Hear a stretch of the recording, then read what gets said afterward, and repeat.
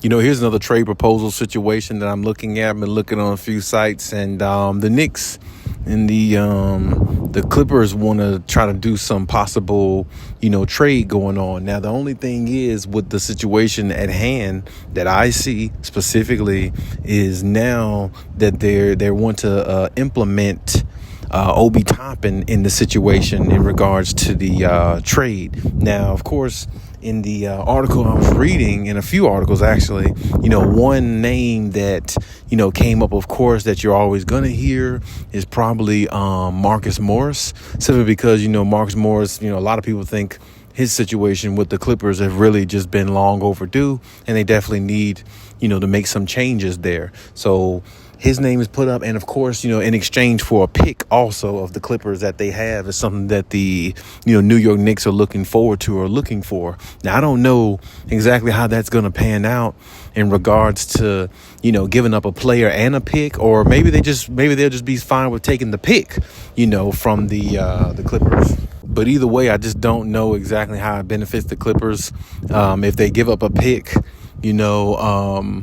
for Obi Toppin. I guess that wouldn't be too bad. But if they give up a player and a pick, I don't know how that would benefit specifically, the Clippers. But I mean, if they're really just trying to get rid of, loose baggage in Marcus Morris and want to give up a pick, just to see what their chances are in picking up somebody like Obi Toppin and see what he can do for them in regards to helping the team, then yeah, maybe go after that if you think so. Because Obi Toppin, he's a good dunker. He's got a lot of athleticism. He's got good size, good length. I like the fact that he's definitely not, shy to take any threes. He's not a great 3-point shooter, but he's not really an awful 3-point shooter either. He can shoot decent from the 3-point line. So if he can do that, then, I mean, for the most part, the Clippers are looking good, because they would have somebody who can get offensive rebounds like he can, somebody who can definitely contest and block shots like he can. And on top of that, he can make maybe 2 out of 5 3-pointers if you gave him the opportunity in a game. He definitely can do something like that for the Clippers. And I think that would help them a lot, because you got a big on the floor who is definitely a rim protector, possibly, who's good at getting offensive rebounds, who crashes the glass with a lot of energy and effort, which, energy and effort, you got players like that already on the Clippers, like a Terrence Mann, like, other players on the Clippers like Rocco and everything. So, I mean, you already got players on there, who bring that same energy. So, I mean, it's like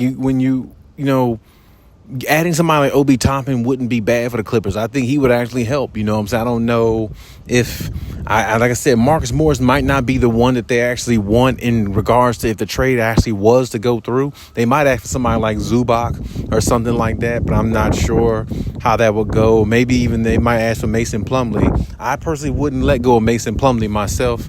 I'd rather almost let go of Zubac than Mason Plumlee. I just think he's a more of a perfect fit to what the Clippers like to do as a team, as an organization. And I think the way he plays fits the Clippers even more so than the way Zubac plays sometimes. Zubac plays with a little bit more finesse and less of an edge sometimes, whereas every time Plumlee's on the floor, he plays with the edge and that type of, dog in him every single night he's on the floor, the limited minutes he gets since he comes off the bench. But either way, I still think that, Obi Toppin would be a good choice, for the Clippers, a good pickup for them. I just don't think the Clippers should give up anything extravagant to get him, because he's really not, worth a whole lot in the NBA right now, because he hasn't really, made but so much of a name for himself in the NBA. He's still got a long time to go, a long way to go. And hopefully he builds on what he has and as an NBA player and really, build his resume, because I think sky's the limit for somebody like him with that athleticism.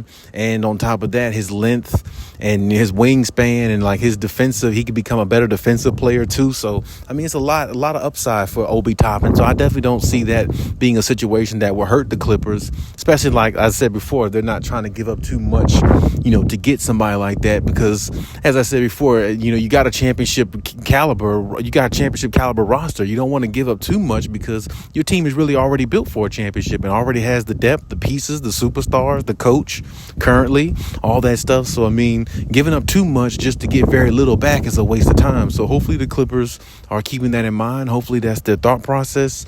in regards to this whole thing, in regards to, just, trying to keep this team level headed and keep them together to make another run. So, I mean, adding somebody like Obi Toppin wouldn't hurt. I really don't think it would. Just don't give up too much for him, and don't give away something that's valuable for him. A pick could be, one of your picks could be very valuable in the future, whereas somebody like Obi Toppin, he's good, but you already have players on your team that fill up the stat sheet and that could play defense and all those type things. So, and you already got Mason Plumlee, so you really don't even kind of sort of need Obi Toppin, but at the same time, he would be a good addition, I think, if they were able to go that route, or if that's the route they wanted to take. So, but regardless of all that, hey, like I always say, leave any comments in the comment section. Let me know what you think about the possible potential trade with the Knicks to the Clippers and getting somebody like Obi Toppin, who can definitely be a good rim protector and things like that to add to the Clippers' depth in regards to their 5 position.